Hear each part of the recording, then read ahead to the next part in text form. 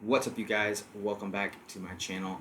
Today we're going to talk about the difference between the preterite and the imperfect, and we're going to talk about three different things we can clue in on to decide whether we're going to need to use that preterite or the imperfect, right? So first things first, what is the preterite versus what is the imperfect?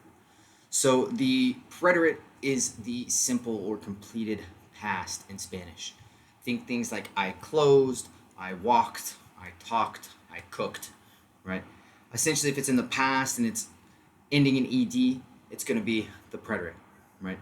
With the examples and exceptions that we have some, like I ate or I bought or I drank, that are slightly different, right?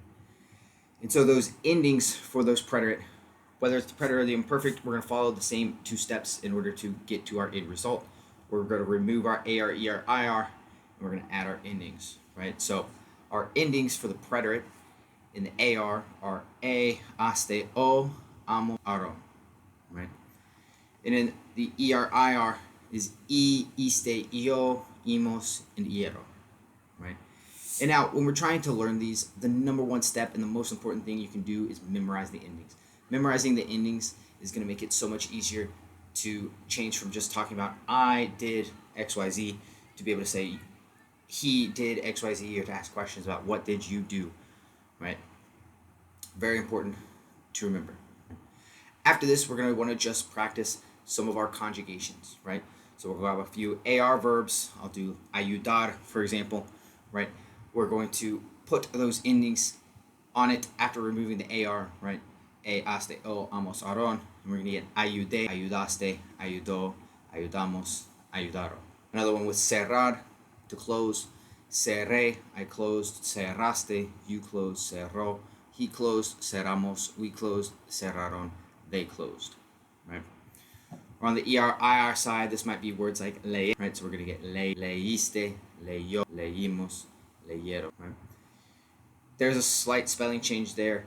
It happens because Spanish doesn't have three vowels, and so they change it from an I to a Y. It doesn't change any kind of pronunciation or anything like that. It's just a small spelling change, right? And then we got like escribir, right? So get rid of that IR. Escribí, escribiste, escribó, escribió, escribimos, escribieron. Once we practice with those endings, right, and this applies to the imperfect as well, we want to just start coming up with simple sentences. I like to focus first on yo and then move into other subjects, specifically to start to ask questions, right, and then deal with he, she, we, they later on, right? So to practice, I might say, yo miré la televisión, right? I watch TV. Yo hablé con mi mamá. I spoke with my mom, right? Yo leí un libro. I wrote a book. Yo escribí en mi diario. I wrote in my diary, right? And then I can turn it around and start asking questions, right? ¿Qué escribiste? What did you write? ¿Cuándo leíste el libro? When did you read the book? ¿Cuándo hablaste con tu mamá? When did you speak with your mom? Right? And then, ¿a quién ayudaste? Who did you help? Right? Now, the imperfect on the other side is nicer because there's a lot less irregulars. You really do need to, with the preterite, put in a whole day or two to studying just the irregularities in the preterite, which we'll talk about in a farther video. We're just talking about the normal ones here now. The normal pattern for the imperfect, right? Well, first off, what is it? It's going to be our ongoing past, right? So anytime you're trying to say was doing, right? I was reading a book when he entered. I was making breakfast while he was watching a movie, right? Things like that was ing, right? And then used to do. And a lot of times in English, this gets translated as ed as well. I phrase it as used to do to keep it separate from that preterite, right? So like, I used to visit my grandma every summer, or I always used to run in the park, right? Things like that. And so our endings for the ARs, same process. We're removing AR, ER, IR, adding our endings. So we have aba, abas, aba, abamos, and aban, right? And then we have ia, ias, ia, iamos, and ian, right? For the ERs, IR. So like hablar becomes hablaba, hablabas, hablaba, hablábamos, hablaban, right? Or ayudar would become ayudaba, ayudabas, ayudaba, ayudábamos, ayudaban. And then for the ER, IRs, we get like leía, leías, leía, leíamos, leían, right? And then maybe like correr, to run. Corría, corrías, corría, corríamos, corría, right? And again, we can start to practice just like these conjugations, and we can start trying to make some simple sentences. We can start trying to make some simple sentences, right? And this oftentimes comes down to one of the biggest interplays between the preterite and the imperfect, which is the idea of concurrent action, where we have two things separated by mientras, while, that are happening in the imperfect, right? Yo cocinaba la cena, I was cooking dinner, mientras él leía el periódico, while he was reading the newspaper, right? We also have the interrupting action, where it's something in the imperfect ongoing. Ella leía un libro, she was reading a book.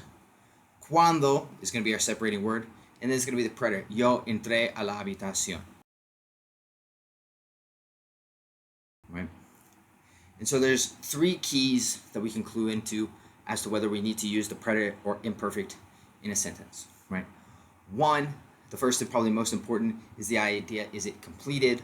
I visited, right? Or is it still happening in the past, right? I used to visit, or I was visiting, right? So the first thing we can clue in on is it completed? I visited, or is it still ongoing? I was visiting, right? The second thing we can clue in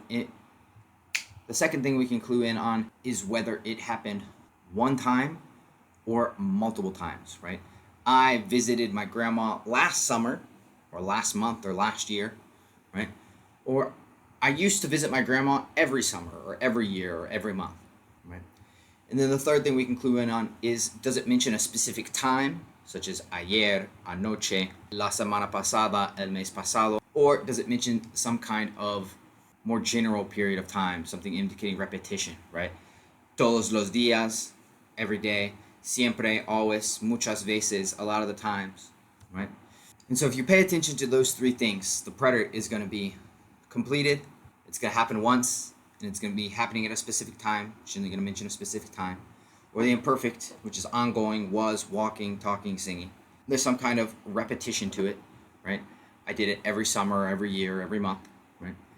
Or if we're just talking about more over a general longer period of time versus one specific time, right? We're going to need that imperfect, right? I hope you guys enjoyed this video. If there's anything else you're struggling with in Spanish, be sure to leave it in the comments down below. Thank you guys so much. Have a wonderful rest of your day, and I'll see you in the next video.